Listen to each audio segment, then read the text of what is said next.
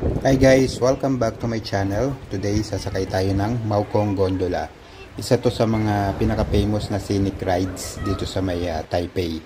So mag-start tayo sa Taipei Zoo Station, then aakyat tayo hanggang Maokong, kung saan meron tayong mga makikitang mga tea houses at yung mga iba pang restaurant doon sa taas. So kung nagpaplano kayo magpunta dito sa Taiwan, wag nyo i-skip tong video para may idea kayo kung ano yung pwede nyo makita doon sa may Maokong. So paano nga pala pumunta dito? So from Taipei main areas, punta lang kayo ng MRT ng papuntang Taipei Zoo Station. Taipei Zoo South Station. Yan, may gondola.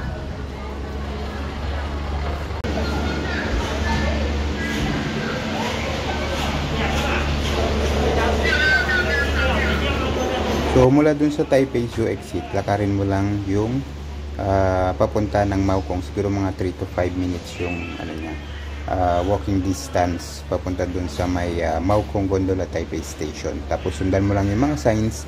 Yan, madali lang naman kung paano siya mapuntahan, or magtanong ka lang sa inyong Maokong Gondola. Yan. Tapos pwede kang bumili ng ticket na single journey, or mas convenient kung meron kang easy card para tap in ka lang. Yung presyo naman mula sa Taipei Zoo Station papuntang Maokong, ang regular niya is 120 NT, tapos yung round trip niya syempre 240, then yung crystal cabin naman niya is 150, 300 yung round trip ticket niya. Pero kung may easy card ka, nasa 100 na lang yung one way. So mas maganda kung mag-avail ka nung kanilang easy card. So pag sakay mo naman ng gondola, meron siya mga stops tulad nung Zainan Temple. Yan. Pero kung gusto mong dire-diretso, so mag-stay ka lang dun sa gondola, huwag ka nang bumaba hanggang dun sa Maokong. So yung travel time niya naman siguro around 20 to 30 minutes. Tapos ang tip lang is kung gusto mo ng glass floor, pili mo yung crystal cabin para mas maganda yung experience, mas clear. Yan, though may additional lang siya, pero syempre iba yung experience na mabibigay nun sa'yo.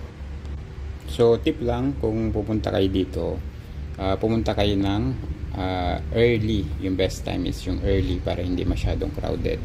Tapos kung gusto nyo naman ng clear view, best time is around morning or late afternoon. So magdala rin kayo ng jacket kasi medyo malamig dito sa taas, hindi kagaya dun sa city mismo. Magkaiba sila, so parang Baguio to.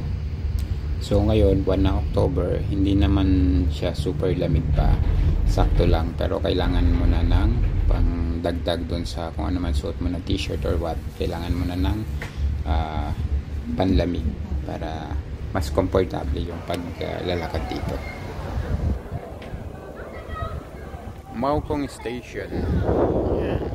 Kababa ng gondola dito sa Maokong. Yan, dito yung mga farm, paggawa ng mga tea. Ang lamig. So masarap maglakad-lakad.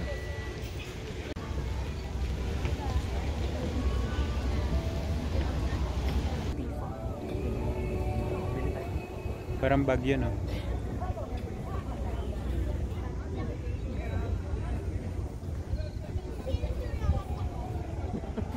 So ayan, itsura pa lang, sobrang presko na. Sarap ng hangin, malamig, tahimik, tapos surrounded ka nung nature. Ayan. And then habang naglalakad ka naman, makakita ka dito ng mga street food.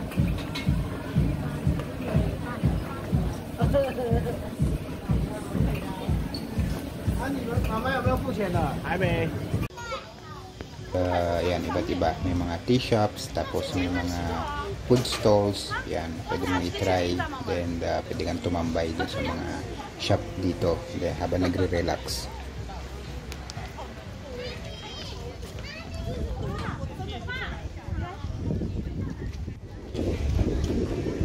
So open siya, ang closing niya is 10 PM. Yung last na sakay dun sa gondola pababa. So, hiking, walking, eating, nature.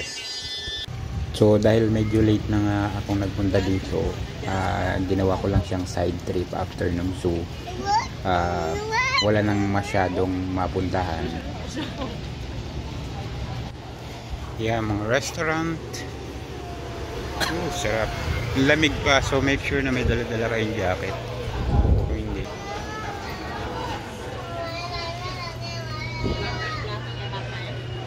Overlooking yung magandang view sa baba.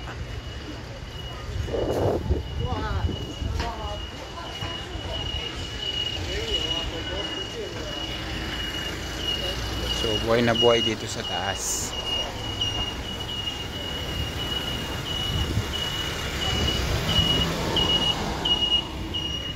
Ayan, puros mga restaurant. Ganda. Madilim na, kaya hindi na makapunta dun sa mga iba pang lugar dito sa area.